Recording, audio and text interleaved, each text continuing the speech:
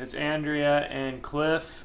Tonight we are making gluten-free chocolate chip cookies for a gluten-free Christmas dessert.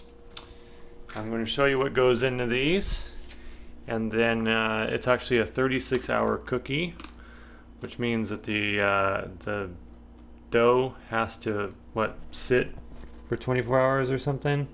So I guess it's 24 hours. But here it is. Okay, so to start off with, and let me turn this on macro so you can see what I'm dealing with here. The directions call for gluten-free all-purpose baking flour. That's red mill. You can get that at Costco.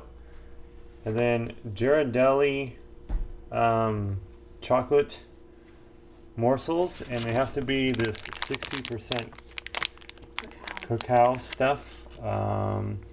2 bags. It calls for 16 ounces, but these come in 11-ounce bags. And then Lucerne unsalted sweet cream butter. That is certified as gluten-free, so that's why we went with Lucerne. That's about 3 sticks, but it only lasts for 2.5. And then pure cane sugar, C&H, brown sugar. And then we're going to use some kosher salt back here in the back. And then Arm & Hammer baking soda. And then we have Clever Girl baking powder. And then we have the C&H baker's sugar. And of course 2 large eggs. And then an organic vanilla extract, which you can find at Whole Foods. Okay, so what we've done now is we've put in 3 2/3 cups all-purpose gluten-free flour minus 2 tablespoons. 1 1/4 teaspoons of baking soda, 1 1/2 teaspoons of baking powder, 1 1/2 teaspoons of coarse salt. We use the kosher salt for that. 2.5 sticks. No, we haven't done that part yet. So, what do we do after we mix this all together? Because it says you have to sift flour, baking soda, and baking powder, and salt into bowl. Set aside. All right. Okay, we'll set that aside and we'll move on to the next thing. All right, so tell us what we just put in this bowl. We did 2.5 sticks of unsalted butter, 1 1/4 cups of light brown sugar, 1 cup plus 2 tablespoons of granulated sugar. And we're about to put it into the mixer. It's in the mixer. We're about to mix it for about 5 minutes until it's pretty creamy. And then we'll start adding eggs. Cool. Do we have to warm the butter, or we just kind of roll the dice on this one? Roll the dice on it. It's supposed to be room temperature usually whenever you're baking, but... Okay, we'll see what happens. We weren't that Whoa,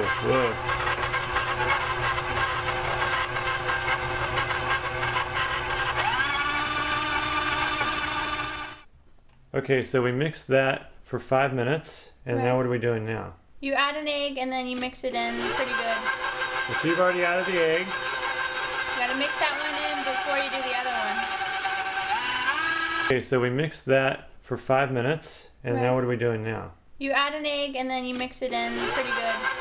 So you've already added the egg. You gotta mix that one. I've already poured 20 ounces of the chocolate chips.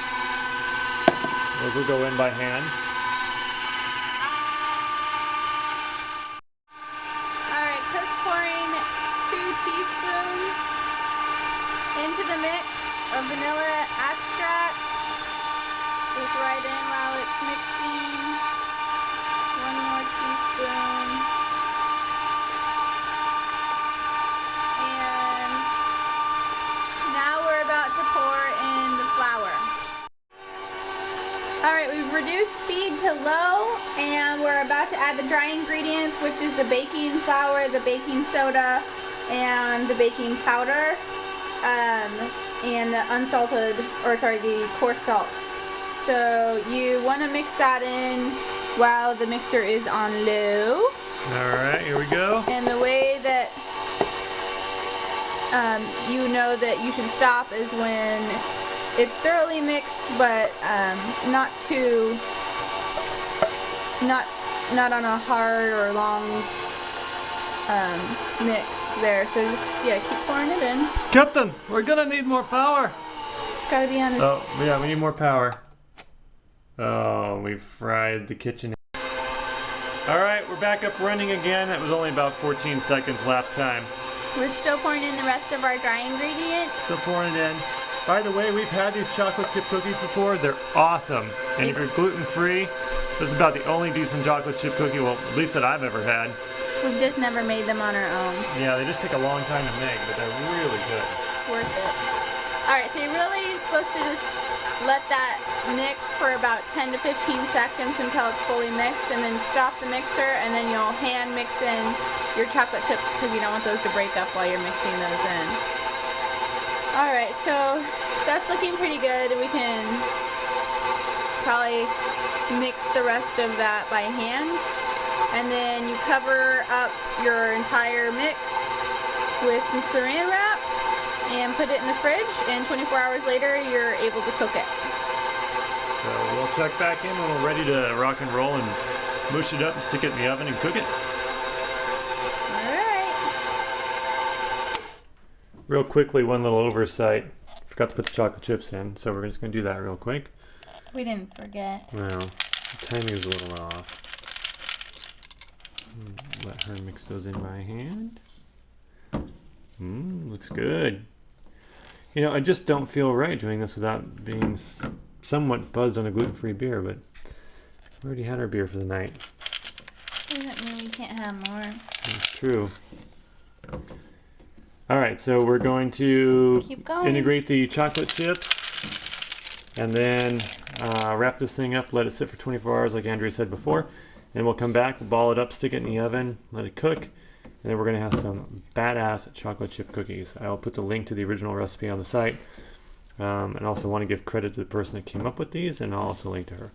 So these are incredible cookies. Check back in when we're ready to show you the final product. Real quickly, when you go to store this thing overnight for the 24 hours, what you want to do is, instead of just putting the saran wrap on the top of the bowl, you actually want to push all the air out of the dough and use the saran wrap to surround the ball of dough, and you'll get better results, we hope. That's what we've heard. So give that a shot. Alright, talk to you later. Alright, it's day 2, 24 hours later. We got our dough. It's ready to, I'm going to turn some light on here so you can see what's going on. It's ready to make. So it's been sitting in the fridge for 24 hours like I just said. We're going to set the oven. Our oven's going to be at 400. They recommend 350 for this on the actual recipe, but our oven sucks. So it's going to have to be 400. And then what I'm going to do is, usually with cookie dough, what I do is I take it out with 2 spoons and round it into the same size ball, but this stuff's a little bit harder, so I think what we're going to have to do is do it by hand. You're going to lay down a piece of parchment paper on your cookie sheet. Take your ball, roll it up. So what we'll do is we'll use the spoon to get it out so we know the approximate size, and then we'll just roll it by hand. That's going to give us a very nice round cookie. The other thing is you're going to use parchment paper because there's not enough oil in this actual dough to keep it from sticking to the pan. So save yourself some heartache. Lay that stuff down. Alright, we'll be back in a second when we have these things all rolled out. Stick it in the oven, we'll see how they taste in about 40 minutes.